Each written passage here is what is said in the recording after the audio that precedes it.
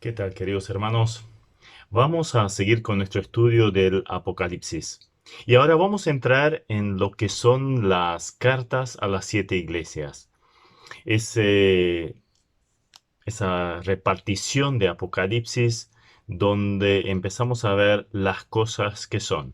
Capítulo anterior, las cosas que eran. Ahora, en las cartas, las que son y después las que vendrán. Como es la división propuesta acá mismo en Apocalipsis. Entonces, eh, vamos a leer capítulo 2, versículo 1 en adelante. Allí dice, escribe al ángel de la iglesia en Éfeso, el que tiene las 7 estrellas en su diestra, el que anda en medio de los 7 candeleros de oro, dice esto, yo conozco tus obras, tu arduo trabajo y paciencia, y que no puedes soportar a los malos, y has probado a los que se dicen ser apóstoles y no lo son, y los has hallado mentirosos, y has sufrido y has tenido paciencia y has trabajado arduamente por amor de mi nombre, y no has desmayado. Pero tengo contra ti que has dejado tu primer amor.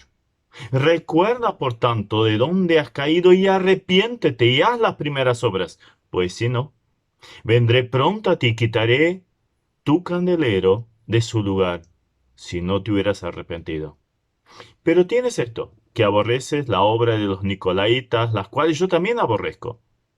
El que tiene oído, oiga lo que el Espíritu dice a las iglesias. Al que venciere, le daré a comer del árbol de la vida, el cual está en medio del paraíso de Dios. Hasta aquí la lectura. Vamos a dividir nuestro estudio en 3 bloques y el más importante lo vamos a ver al final.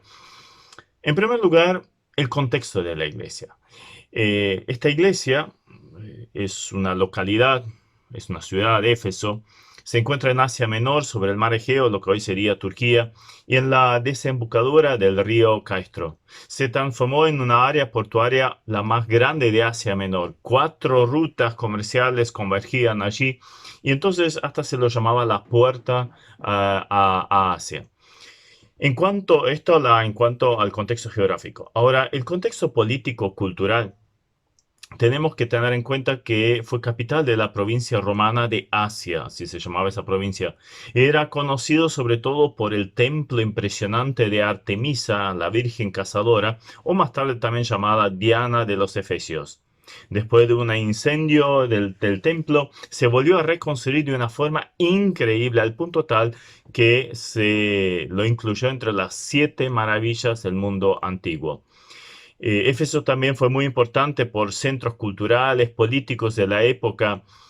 Jugó un papel muy importante para la difusión del cristianismo. Allí estuvo Pablo y de ahí se extendió el evangelio por toda Asia. Claro, Pablo lo dice cuando escribe a los romanos que llenó toda Asia con el evangelio, partiendo de la base justamente de allí. Había un teatro, una biblioteca, el teatro donde después se desarrolló en Hechos, vemos relatado esa manifestación de los plateros o instigada por los plateros, eh, y fueron todos al teatro clamando, grandes Diana de los Efesios. Era un teatro con la capacidad de 24.000 personas. Hoy en día todavía están esas ruinas. Ahora, en cuanto al contexto bíblico, que quizás lo sea lo más importante, fue allí donde Pablo, a la vuelta de su segundo viaje misionero, estuvo, allí predicó en la sinagoga de los judíos y luego dejó Priscila y Aquila a cargo de esa tarea.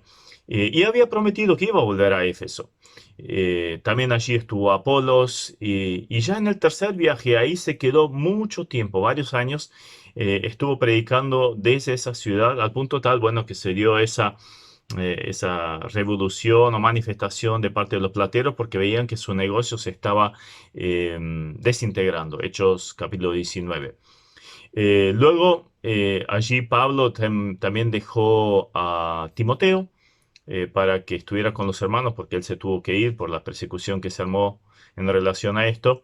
Siguió hacia Grecia y a la vuelta pasó no directamente por Éfeso, sino Mileto, una ciudad portuaria un poquito más al sur, y ahí hizo venir a los ancianos de allí y se despidió de ellos.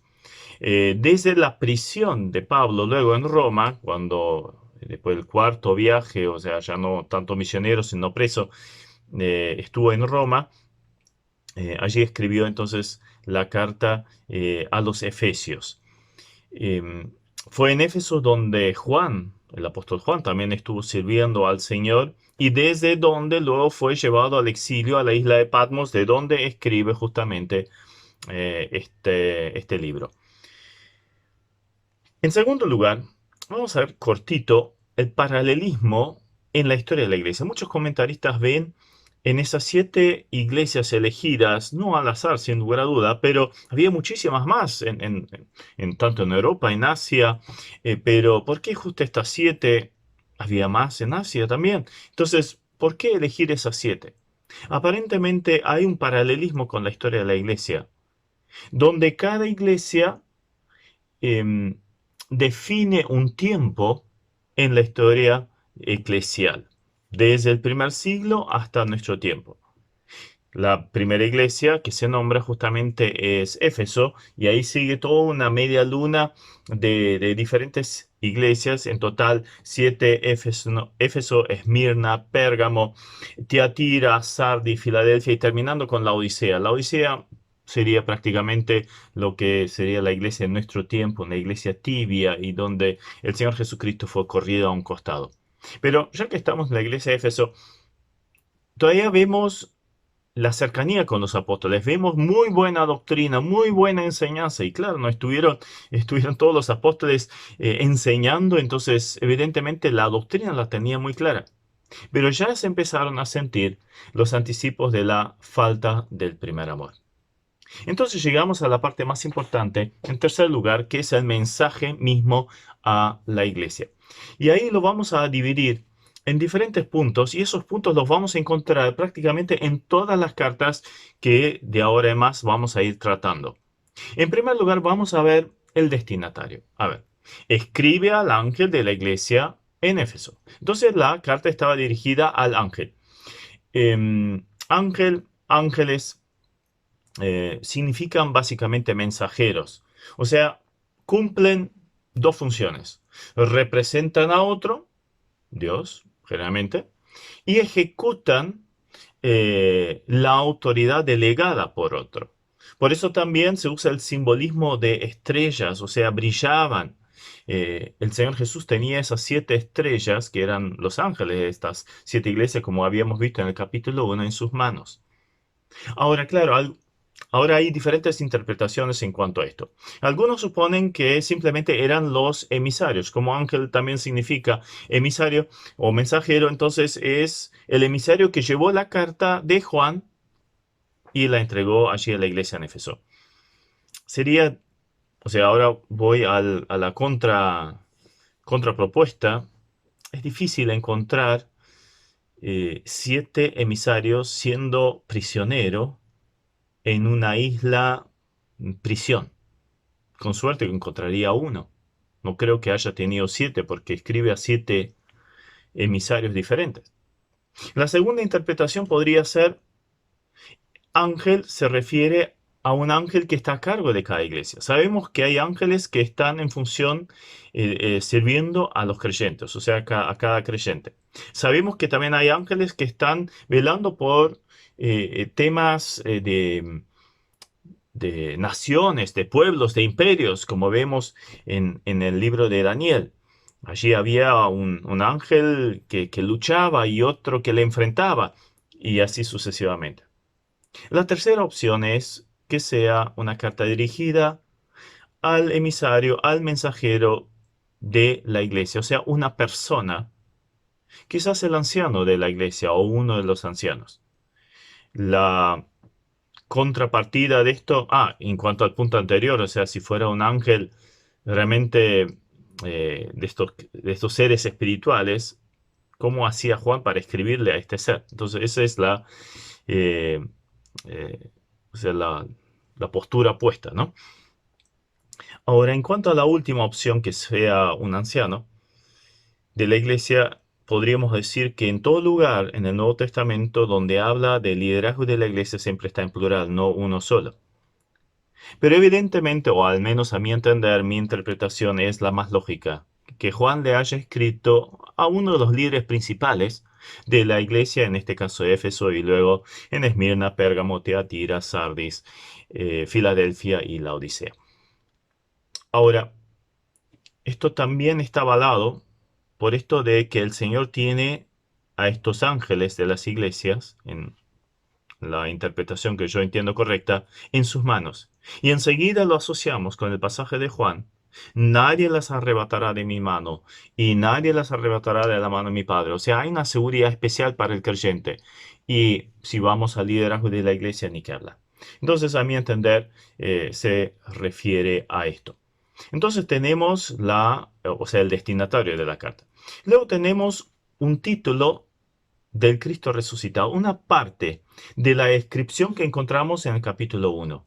Juan toma una parte de esta, y más bien, obviamente, es un mensaje que recibe del Señor, y luego introduce su carta a la iglesia con diferentes partes de la descripción del Señor Jesucristo que encontramos allí en Apocalipsis 1, los versículos 12 al 20. Y eso va cambiando entonces frente a cada iglesia. Ahora bien, las 7 estrellas que se encontraban en la diestra del Señor simbolizaban entonces los ángeles de las 7 iglesias, de los cuales entonces ya hablamos. Ahora Juan ve al Señor moviéndose en medio de esos candeleros y es bien clara la interpretación del versículo 20 que estos candeleros son las iglesias, las 7 iglesias que ahora van a estar enfocadas, ¿no? Entonces, claramente acá es un mensaje del Señor que está en medio de sus iglesias y que está velando de una forma muy especial sobre el liderazgo de los mismos. Ahora, es muy interesante esto de que las iglesias sean candeleros. Es maravilloso ese paralelismo. Claro, qué preciosa figura para designar una iglesia. Conocemos el candelero sobre todo en el Antiguo Testamento, el tabernáculo, el templo. ¿Para qué servían? Para iluminar, por supuesto. Ellos tenían entonces que transmitir luz, la gloria de Dios. Ahora, esto es la función también de la iglesia. Tiene que transmitir la luz del Evangelio y de la gloria de Cristo.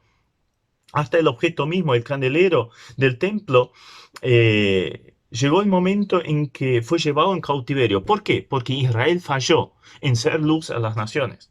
Y acá hay una advertencia que Dios quitaría el candelero de su lugar si la iglesia fallaba en su testimonio.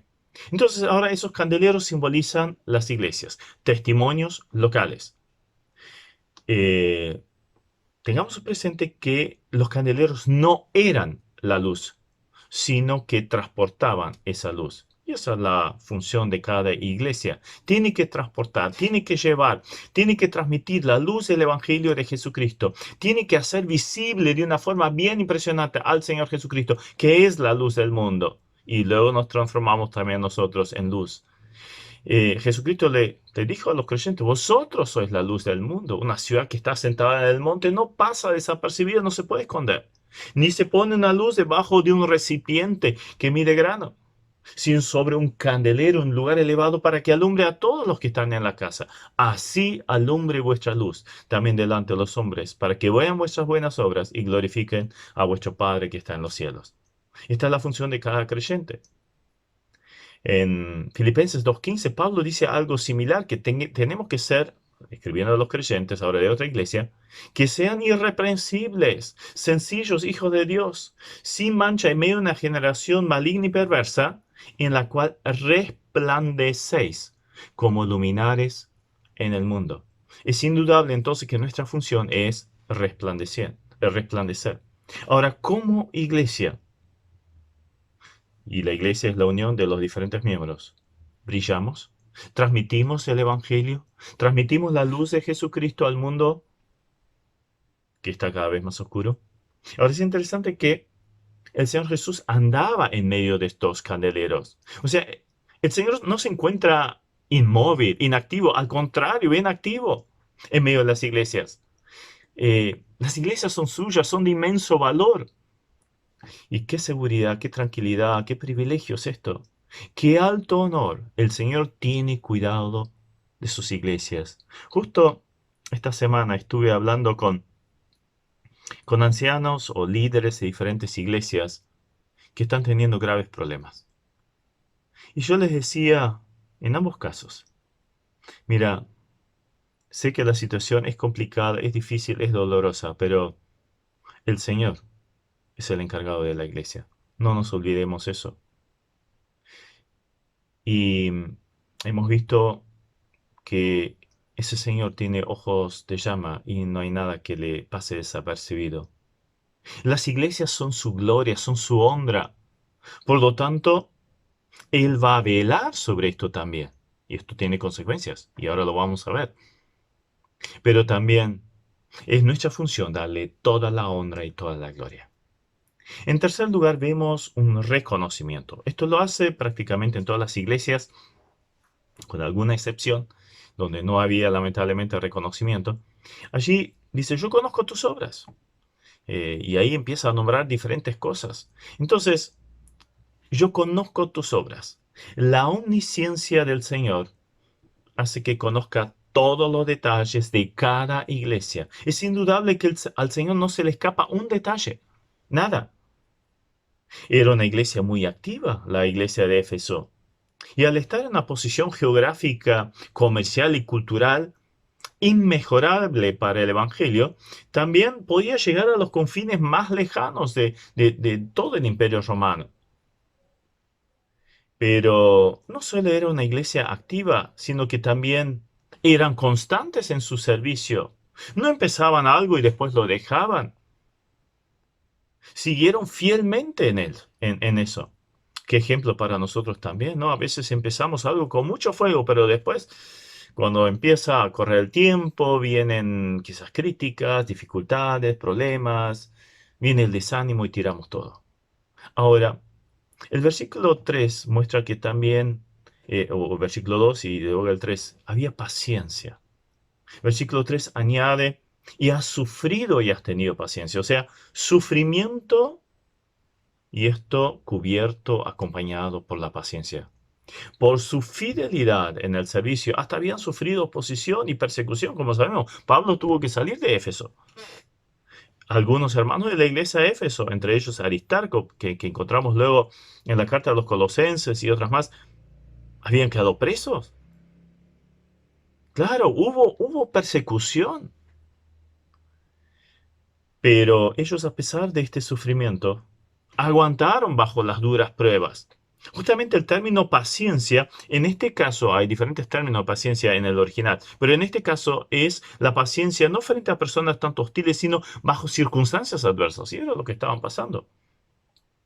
Y luego viene otro reconocimiento que le da el Señor a esta iglesia. Allí dice que no puedes soportar a los malos. Esta iglesia no quería saber nada con las cosas del mundo, con la maldad que se practicaba en la ciudad de Éfeso. Se diferenciaban absolutamente. Eh, Qué lindo ejemplo para nosotros hoy, ¿no? ¿Cuántas veces las cosas del mundo se nos meten dentro de la iglesia y ya no se diferencia si es mundo, si es iglesia? ¿Dónde están nuestros límites en lo que escuchamos, en lo que miramos, en lo que hablamos, con quién estamos, a dónde vamos? ¿Realmente marcamos una diferencia? Esta iglesia también se destacaba por tener discernimiento espiritual.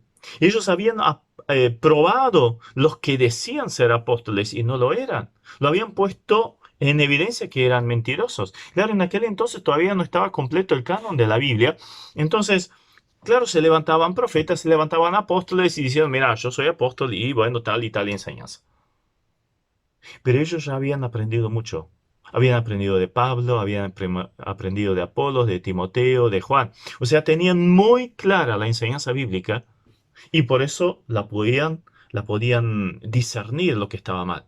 Hoy en día estamos volviendo a toda una ola de supuestos apóstoles, profetas y un montón de cosas más.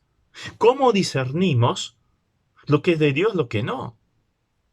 Y hay que estudiar la Biblia. Allí dice, por ejemplo, en Efesios 2:20 que la iglesia está construida sobre el fundamento de los apóstoles y profetas. ¿Cuántas veces se pone el fundamento? Una vez. Entonces no hay necesidad de apóstoles y profetas hoy en día. Entonces ya vemos que con un pasaje bíblico podemos ir en contra de una corriente que se está dando. Eh, Tenemos que estudiar la Biblia y aplicarla.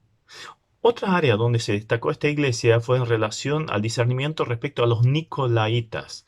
Versículo 6, que reconoce que los de Éfeso aborrecían las obras de los nicolaitas, las cuales también el Señor aborrecía. Aparentemente era una facción, un grupo de personas que buscaban las cosas de Dios, pero también querían vivir desenfrenadamente en el mundo. En un hallazgo, un escrito de Clemente de Alejandría, se encuentra la siguiente frase: se abandonaron al placer, como chivos dedicados por completo a sus propias indulgencias, refiriéndose a los nicolaitas.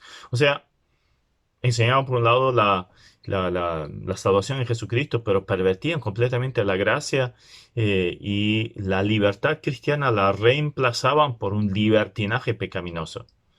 Entonces, básicamente era cristianos absolutamente mundanos, que todavía apoyaban esa forma de vivir, la enseñaban. Entonces ellos, o sea, los de Éfeso dijeron, no, no, esto no va con nosotros, queremos ser una iglesia espiritual, no carnal. Resumiendo, entonces vemos una iglesia con características extraordinarias. Durante más de 40 años desde su fundación, habían mantenido la fidelidad a la palabra, un servicio denodado, una enseñanza espectacular. Y a pesar de persecución, se mantuvieron firmes en todo esto. Pero ahora, en cuarto lugar, en este pasaje, vemos una crítica. Versículo 4. Pero tengo contra ti que has dejado tu primer amor. Si la carta hubiera terminado con lo que habíamos visto hasta ahora, hubiéramos dicho, wow, qué iglesia, ojalá mi iglesia fuera como esta. Estas características extraordinarias, qué falta hacen en mi iglesia. Pero allí el Señor tiene que decir, mira, yo también veo otra cosa. Hay muchas cosas muy positivas. Es muy lindo como el Señor encara también el tema. La exhortación, la corrección de alguien tiene que también tener esta forma de encararlo. Mostrar primero la parte positiva y luego viene la corrección. Así lo hacía el Señor. Así también lo tenemos que hacer nosotros. Tengo contra ti que has dejado el primer amor. Ahora, ¿qué es eso de haber dejado el primer amor? Hay diferentes interpretaciones al respecto otra vez también. Algunos suponen que es ese primer amor que uno tiene cuando recién se convierte, que en muchos casos, sí, en gran parte de los casos, no fue mi caso personal, pero bueno, en muchos casos es así, que tienen un fervor por leer la Biblia, por orar, por predicar, y ya no hacen otra cosa que estar en la iglesia. Eh, y después eso se va medio que apagando. Muchas veces eso se llama el primer amor. Otra interpretación, eso de dejar el primer amor, podría referirse a un amor prioritario al Señor. O sea, seguían fieles a la doctrina, pero se les fue apagando el amor hacia Cristo. Ya no tenían el mismo celo que sus antepasados. Tenían el conocimiento teológico y la disposición al servicio, pero perdieron la perspectiva espiritual. Y saben, esto nos enseña algo muy triste que puede pasar también en la vida de nosotros, los creyentes, en nuestras iglesias. A lo largo de la historia, una y otra vez se ha visto esto, em, que mucho antes de que empiece un desacuerdo doctrinal o que se deje de lado la doctrina, se pierde el amor prioritario a Cristo. Se sigue en una inercia de activismo, por un lado, pero también de que esa es buena enseñanza, pero la práctica se pierde. Jesucristo pierde el centro de la vida. Aplicándolo un poquito a nosotros, ¿en qué podemos medir si quizás esto se ha perdido también en nosotros? Después de una reunión, quedamos hablando de hermanos y hermanas, le damos un puntaje al predicador, pero el mensaje no nos llegó, no tocó nuestra vida. Eh, Quizás estamos orgullosos de la cantidad de actividades que tenemos, de servicios en los cuales estamos involucrados y nos nombramos, mira, yo estoy en esto, aquello, en lo otro, y acá también estoy involucrado. Está bien, pero Jesucristo, ¿qué lugar ocupa? Podemos tener institutos bíblicos y excelente que uno pueda estudiar en ellos, profundizar, pero si esto solo queda en la cabeza, es algo que le digo siempre a los alumnos de primer año, cuando me toca enseñar a alumnos de primer año, lo primero que les digo es, mira, si viniste para llenar tu cabeza de conocimiento acerca de Dios, de la Biblia, andate a tu casa. El conocimiento emanece. Lo que tiene que hacer el conocimiento es llegar a formar fruto en la vida de nosotros. Y me lo digo a mí en primer lugar. Puedo leer mucho la Biblia, estudiar mucho la Biblia, pero si esto no se ve canalizado en frutos, eh, estoy en un grave error. Estaríamos satisfechos de participar de alguna que otra reunión, pero tendríamos excusas para no estar en las demás. Quizás estaríamos dispuestos a involucrarnos en cosas activas en la obra, pero ¿cómo está nuestro tiempo diario con el Señor? Ah, yo ayudo allá, le di una mano con aconsejo a tal persona y tal otra, pero ¿estuviste en la presencia del Señor? ¿Estudiaste la palabra de Dios? ¿Tuviste tu buen tiempo de oración? ¿O hacemos todo como una inercia? Se puede servir hasta quedar exhausto, pero sin amor. Justamente esto es cuestionado con toda seriedad por el Señor. Y ese es un principio que encontramos en la Biblia en muchos lugares. Por ejemplo, en Deuteronomio 10:12 dice, ahora pues Israel, ¿qué pide Jehová Dios de ti? Sino que temas a Jehová tu Dios, que andes en todos sus caminos y que lo ames y que sirvas. Ames y sirvas. Recordamos lo que Jesús le había dicho o la función o para qué eligió a los 12 en Marcos 3:14. Eligió a los 12 para que, y ahora fíjense el orden, para que estuviesen con él y luego los enviase a predicar el Evangelio. Se quiere lo primero, estar con él. Está genial que prediquemos el Evangelio, está genial que sirvamos, está espectacular que tengamos una buena enseñanza y buena doctrina, pero si no tenemos una íntima relación, una comunión profunda con el Señor cada día, lo demás todo queda trunco. No sirve, no alcanza. Cuando en Mateo 22, 36 al 40 se le pide al Señor cuál sería el resumen de la ley. El Señor dice, amarás al Señor tu Dios de todo tu corazón, y etcétera, etcétera. Y luego a tu prójimo como a ti mismo. El amor a los hermanos es una consecuencia del amor hacia Dios, y el amor se refleja en cercanía, en comunión y obediencia. El amor atraviesa toda la Biblia como un hilo rojo, pues Dios es amor. El amor es lo más sublime, es lo más necesario. Sin él todo es en vano. Los efesios servían al Señor hasta quedar exhaustos. Eran especialistas en doctrina, pero sin amor les faltaba la bendición del Señor. Bien conocido es el pasaje de 1 Corintios 13, donde Pablo le dedica un capítulo entero a hablar del amor. Y allí dice, si yo no tengo amor, puedo hacer esto, aquello y lo otro, y tener esto y lo otro tan impactante, pero si no tengo amor, nada sirve. Nada sirve. Muchas veces somos buenos en guardar y hacer cumplir mandamientos y servir, pero ¿dónde quedó el amor? Pedro estaba dispuesto a dar muchas cosas por el Señor. Señor, estoy dispuesto a ir contigo a la cárcel. Si todos estos te abandonan, contá conmigo, yo voy contigo. Yo estoy dispuesto a ir contigo hasta la muerte. O sea, fíjense a lo que estaba dispuesto Pedro. Pero ¿qué es lo que le pregunta el Señor luego? Pedro, ¿me amas? ¿Me amas? ¿Me amas? Esa fue la pregunta que le hizo el Señor. La definición del servicio es seguir a Jesús. Él mismo dice, si alguno me sirve, sígame. Solo si el origen, la fuente, la alimentación y la meta de nuestro servicio y la enseñanza es el amor al Señor, entonces estamos bien. Allí habrá bendición de parte del Señor. El amor de Cristo nos constriñe, nos empuja, entonces habrá bendición. En los Efesios el amor a Cristo Pudo haberse apagado por el bienestar, los excelentes negocios que se hacían en la ciudad, la incesante búsqueda de conocimiento, mejores posibilidades, etcétera. Éfeso, la ciudad estaba hecha para esto. Pero cuidado. Con esto no quiero decir que no podamos superarnos en nuestro trabajo, que no tengamos que estudiar. Sí, sí, sí, todo bien. Pero ¿qué lugar ocupa el Señor y su obra? Busca primero el reino de Dios y su justicia y lo demás vendrá por añadidura. ¿Realmente es así?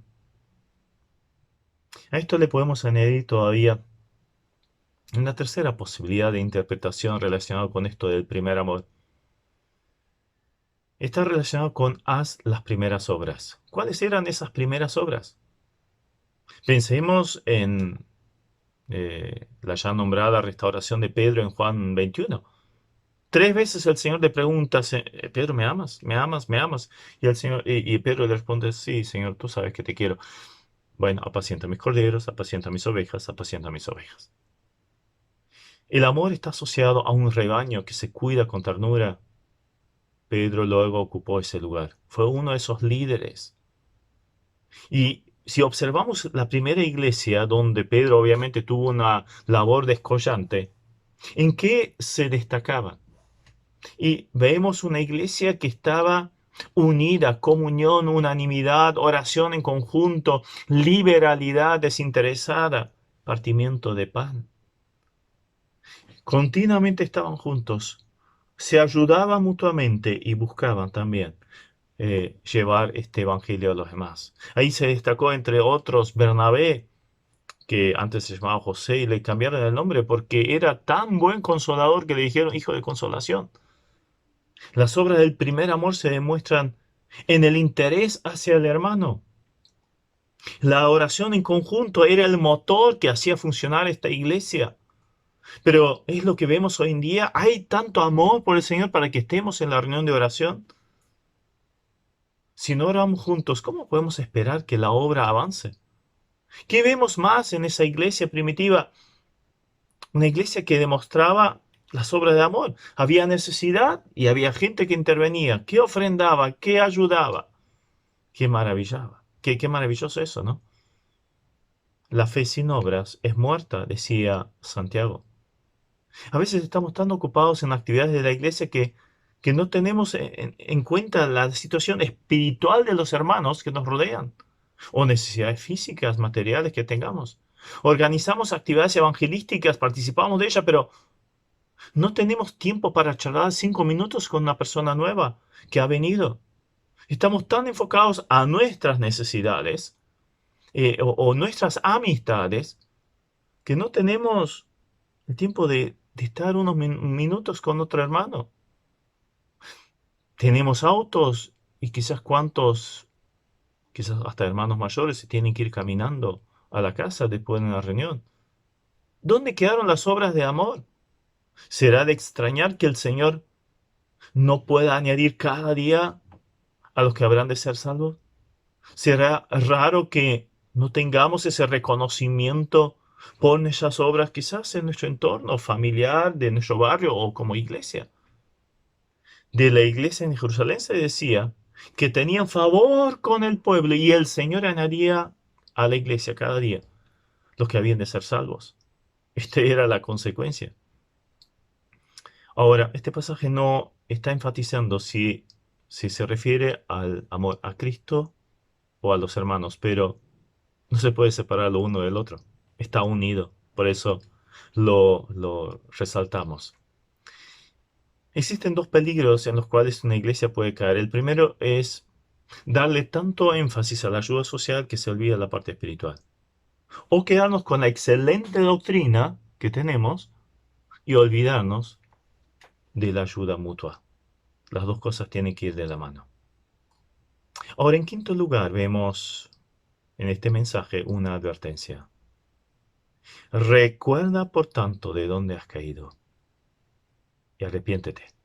Haz las primeras obras, pues si no, vendré pronto y quitaré tu candelero de su lugar si no te hubieras arrepentido.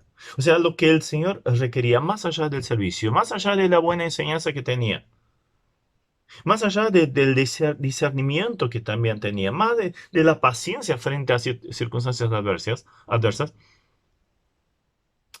tenía que arrepentirse de esa falta de primer amor. Qué tragedia es cuando un testimonio se apaga. Esto es un juicio, porque también Dios, el Señor de la iglesia, interviene cuando las cosas por mucho tiempo no andan bien. No se dejan corregir. Mira, si no te arrepentís, voy a quitar el candelero. O sea, voy a quitar la razón de ser, la función que debería llevar a cabo. Si no brillas, bueno, ya no vas a estar allí. ¿Qué hacemos con una lamparita quemada? Y la tiramos y la reponemos por otra, ¿verdad? Bueno, Dios no es tan tajante, no lo hace inmediatamente, pero llega el momento que sí lo hace. Por eso esa exhortación luego. El que tiene oído para oír, oiga lo que el Espíritu dice a las iglesias. Es algo de lo cual nadie está eximido. Nadie puede decir, bueno, esto fue bueno para el que tengo al lado, no, esto es para el hermanito fulano de tal, oh, esto es para la otra iglesia. No, es para mí, en primer lugar, para nosotros. Las órdenes de Dios no son opcionales, exigen obediencia inmediata. De lo contrario, las consecuencias serían desastrosas. ¿Dejaremos que entre por un oído y salga por el otro? No. No solo seamos oidores, sino hacedores de la palabra. De lo que hemos oído hoy, ¿qué nos llevamos? ¿En qué área tendría que mejorar algo? ¿Estoy buscando la comunión con el Señor? ¿Estoy demostrando amor al Señor? ¿Amor al hermano? ¿Cómo se manifiesta? ¿Tengo un profundo tiempo de comunión con el Señor?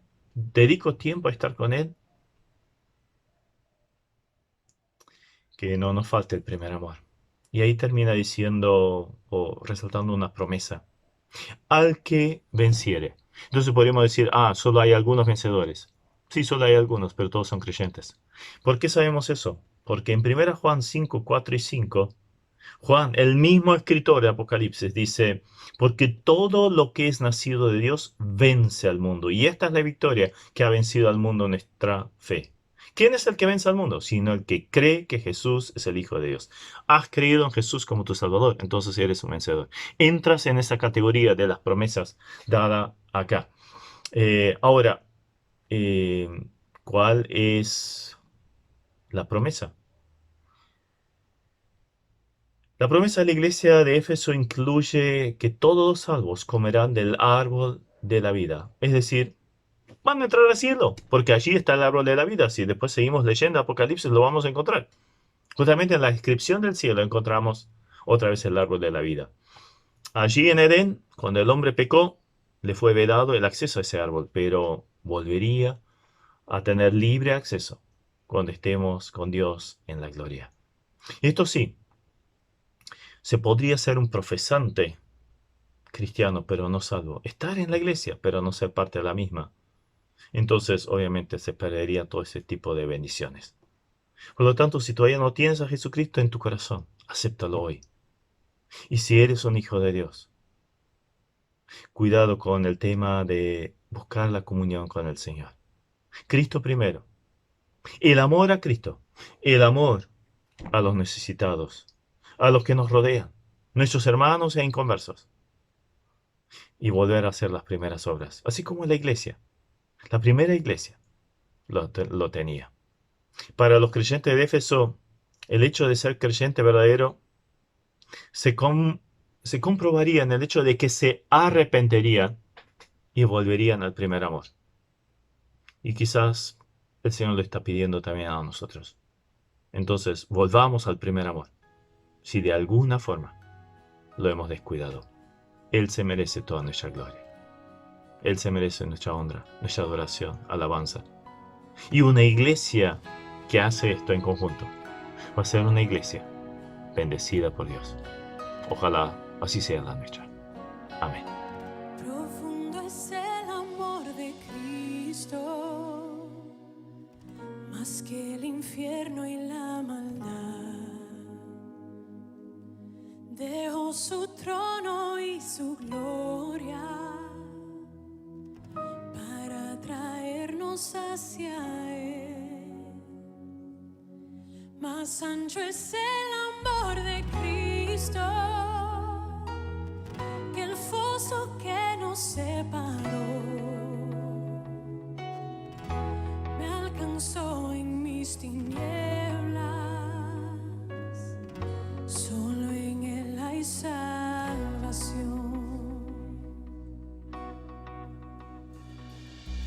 Más profundo que el mar,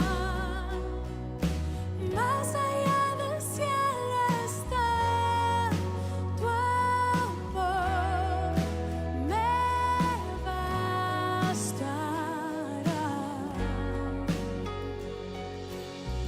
Más fuerte es el amor de Cristo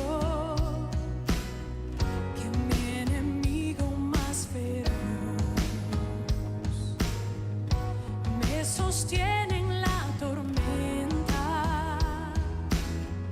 las aguas no me cubrirán.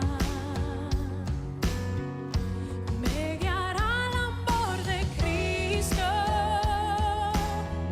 en el más hondo valle aquí.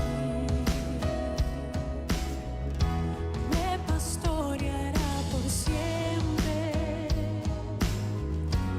y me guarda junto a Él. Más profundo que el mar, más allá del cielo está tu amor, me bastará.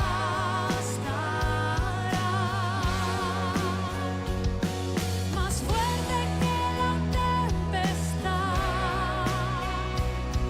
venció el pecado y la maldad.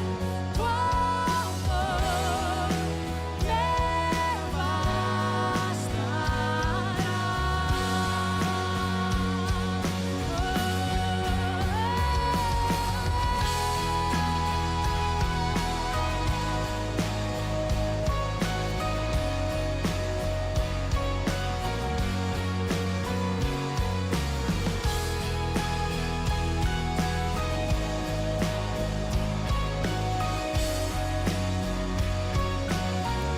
Más dulce es el amor de Cristo, mientras más cerca estoy del fin. Disfrutaré su amor por siempre, ante su trono estaré. Me llenará el amor de Cristo al su rostro contemplar. Yo le amaré por siempre, su alabanza cantaré, su alabanza cantaré, su alabanza cantaré, su alabanza cantaré.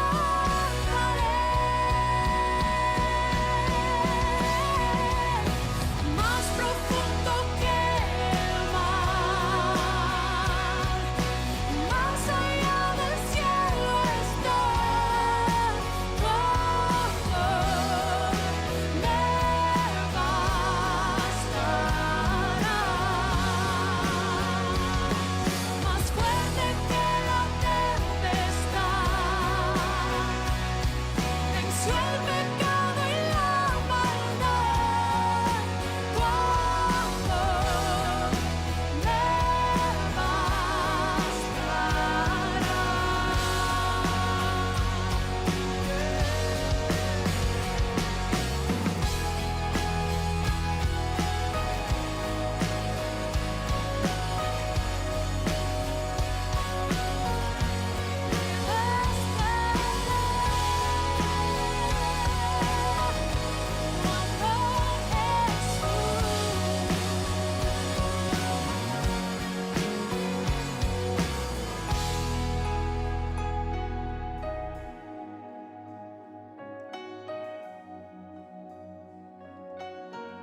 suficiente